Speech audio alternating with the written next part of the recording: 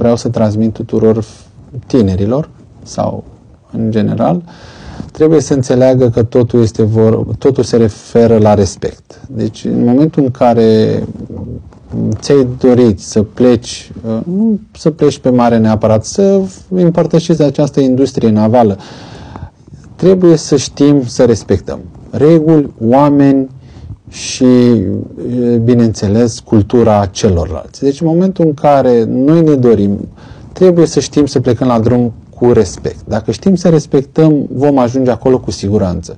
Vreau să-i rog frumos să nu cedeze, să nu se oprească la prima provocare, fiindcă și acasă, și cumva în experiența celor de la uscat, provocări vor fi mereu.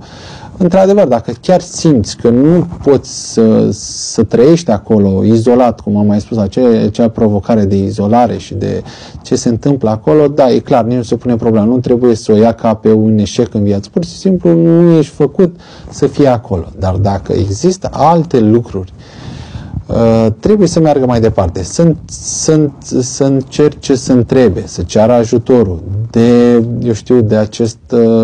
pe partea aceasta de ghidare, de mentorat. Ei trebuie să nu cedeze în primul rând, fiindcă să fii șef mecanic, acum am tot folosit cuvântul comandant, dar cumva noi suntem toți același lucru acolo. Să fii șef mecanic sau să fii comandant este un lucru extraordinar de frumos. Ești comandant sau șef mecanic, repet, peste tot în lume. Ești recunoscut peste tot. Ar fi păcat să nu simtă și ei, să vadă și ei ce înseamnă să fii comandant cu adevărat. Comandantul acesta nou, că nu, repet, nu mai suntem nici cu barba aceea lungă, albă, cu acea pipă. Suntem oamenii normali, suntem oameni care, știm foarte bine să ne integrăm în lume, să știm pe parte de tehnologie, folosim tehnologie extraordinar de multă. Și atunci i-ar fi păcat dacă în momentul în care și-ar dori sau au avut vreun vis, să nu se oprească la prima, o să zic în engleză, hărțuire sau harassment, să nu meargă pe acela de bullying-ul acesta, să nu se oprească acolo, fiindcă sunt cazuri izolate și ar fi păcat dintr-un caz izolat să renunțe să ajungă acolo unde probabil au visat.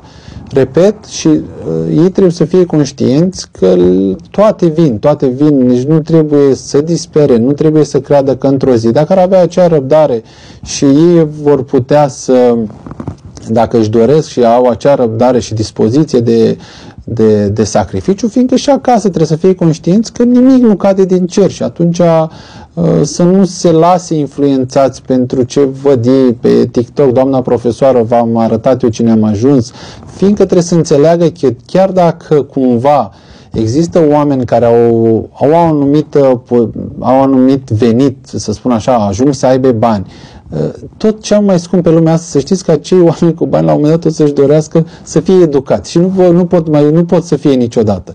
Deci ei folosesc greșeli gramaticale și în momentul în care discută cu un om care, știe să vorbească și știe să se comporte într-o societate, el chiar și cu banii lui o să vrea să limite pe acel om educat.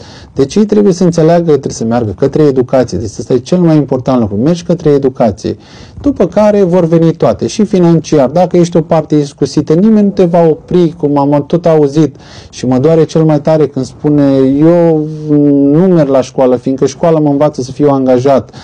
Sunt tot felul de trucuri de astea care le fac acești băieți prin Instagram, prin TikTok-uri, când le arată ce bogați sunt ei și că ei n-au mers la școală. Ei trebuie să înțeleagă că sunt niște cazuri izolate, sunt niște cazuri care sunt false, sunt niște ghidări false și atunci ei trebuie să înțeleagă că trebuie neapărat, oriunde în lumea aceasta se plătește educația. În America am întâlnit oameni care într-adevăr nu mergeau la școală, dar își plăteau acele certificări, adică erau sudori și făceau bani din sudură, dar era plătită acea, deci oriunde nu există, ei trebuie să învețe să facă ceva.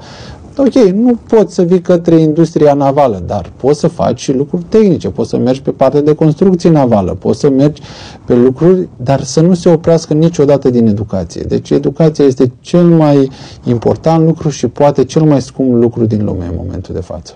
Este că după aia vin și banii. Deci banii, dacă ne raportăm că, despre asta vorbim la un moment dat, totul se învârte și în jurul banilor, lumea se învârte în jurul banilor, dar ei vor veni. Adică în momentul în care tu îți câștigi o educație, o certificare, aia este venitul tău. Deci